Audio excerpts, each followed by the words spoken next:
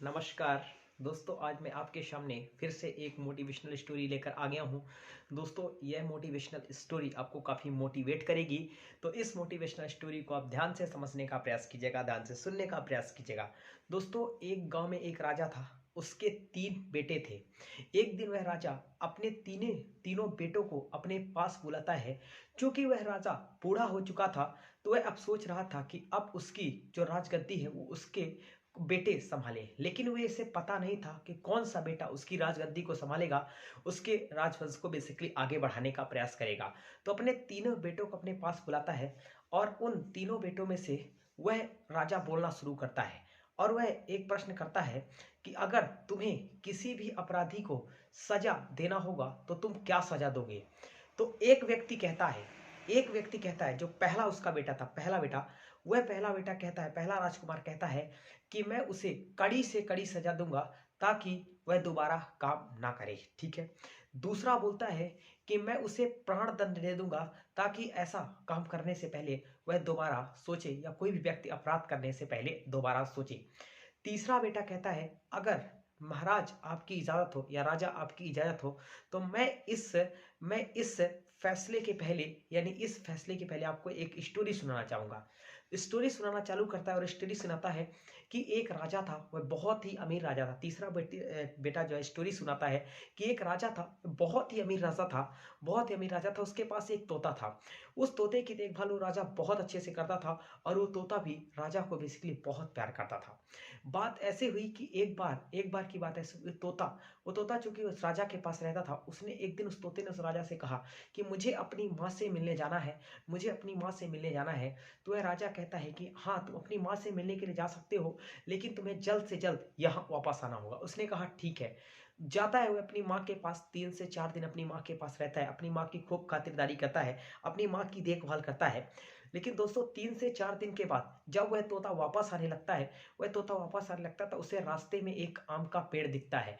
और उसने कहीं से सुन रखा था कि ये जो आम का पेड़ है, इस आम को खाने से लोग अमर हो जाते हैं। तो वह तोता क्या करता है, एक आम को उस पेड़ से तोड़ता है अपने राजा के लिए। वो सोचता है कि मैं इसको अपने राजा के लिए लेकर जाऊंगा और अपने राजा को दे दूंगा। तो दोस्तों, चूंकि उसकी माँ के घर से जहां वो गया था वहां से लेकर राजा का घर काफी दूर था, तो वह रास्ते में उस आम को रखकर एक आम तोड़ लेता है और रास्ते में उस आम को रखकर दोस्तों आराम करने लगता है। गलती से आराम करने लगता है, वहीं पर एक स्नेक आता है, एक सांप आता है और उस आम को थोड़ा सा खा लेता है। तो उस जब उसकी नींद खुलती है, उसने नहीं देखा कि उस सांप ने उस आम को खा लिया। तो जब उसकी नींद खुलती है तो वह आम उठाता है और वहां से लेकर चला जाता है और राजा को दे देता है। राजा को दे देता है तो राजा जैसे ही उस आम को अपने कुत्ते को खिलाता है, उसका कुत्ता तुरंत ही मर जाता है। राजा को बहुत गुस्सा आई। राजा बहुत गुस्से में आकर उस तोते को तुरंत के तुरंत मरवा देता है। उस तोते को तुरंत मार दिया जाता है।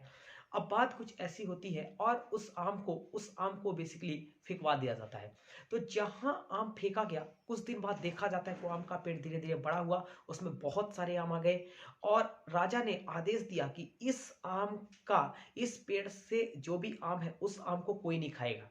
तो बात कुछ ऐसी होती है, उसने कहा कि इस पेड़ में आम उगे हैं इन्हें कोई नहीं खाएगा क्योंकि ये जहरीला है। तो बात कुछ ऐसा होता है, एक बार एक बूढ़ी सी महिला उस रास्ते से गुजर रही होती है, उसे ये सब बात नहीं पता होती है कि राजा ने आम खाने के लिए मना किया। उसने एक आम तोड़ा और वो उस आम को खा लेती है। धीरे धीरे ऐसा सुनने में आता है कि उस महिला की उम्र कम होती जा रही है, उस बूढ़ी महिला की उम्र कम होती जा रही है। तो बात कुछ ऐसी हुई, जब उस बूढ़ी महिला की उम्र कम होती जा रही है तो बाद में उसने यह देखा कि उस बूढ़ी महिला की उम्र जब कम होती जा रही, तब उसने समझ में आया, तब कहीं से पता करने पर पता चला कि वही उसी आम का पेड़ है जिसे खाने से लोग अमर हो जाते हैं। तो इसके बाद क्या होता है, उस राजा को अपने इस डिसीजन पर बहुत पश्चाताप हुआ, बहुत पछताया वो कि उसने तोते को फालतू में मरवा दिया और उसने तोते को बिना मतलब मरवा दिया। तो इसीलिए इस कहानी का दोस्तों सारांश ये है, जो उस तीसरे लड़के ने कहानी सुनाई, तीसरे राजकुमार ने कहानी सुनाई, इसका सारांश दोस्तों ये है कि किसी भी डिसीजन को सोच समझ समझ कर लेना चाहिए, क्योंकि जल्दबाजी में लिया गया डिसीजन हमेशा दोस्तों रॉन्ग होता है, हमेशा गलत होता है। तो किसी भी डिसीजन को आप लें तो बड़े सोच समझ कर लें, बड़े गहराई से उस पर विचार विमर्श कर लें, और उसके बारे में हड़बड़ी में कोई डिसीजन ना लें, उसके बारे में बहुत अच्छे से सोच लें, समझ लें क्या वो डिसीजन सही हो सकता है आपके लिए, तभी उस डिसीजन को लें। जैसे राजा ने गलती की, इसी प्रकार आपसे गलती ना हो, तो डिसीजन को बड़े सोच समझकर, बड़े गहराई से लें, चिंतन करते हुए लें, उसमें सोचें, उसको समझें, फिर गहराई से डिसीजन लें। तो अब मैं उम्मीद करता हूँ कि आपको समझ में आ ही गया होगा कि गद्दी किसे मिली, राजगद्दी किसे मिली। राजगद्दी मिली तीसरे बेटे को। तो दोस्तों इस कहानी के दौरान उसने समझाना चाहा राजा को कि मैं किसी डिसीजन को जब लूंगा तो उस डिसीजन पर पहले मैं विचार विमर्श करूंगा, उसको सोचूंगा, उसके बारे में जानूंगा, इसके बाद ही किसी अपराधी को सजा दूंगा। ठीक है, किसी की बातों में आकर मैं सजा नहीं दूंगा, उस पर डिसीजन लूंगा, उस पर अमल करूंगा, उस पर वर्क करूंगा। अगर वो सही सच में अपराधी होगा तो ही मैं उसको सजा दूंगा।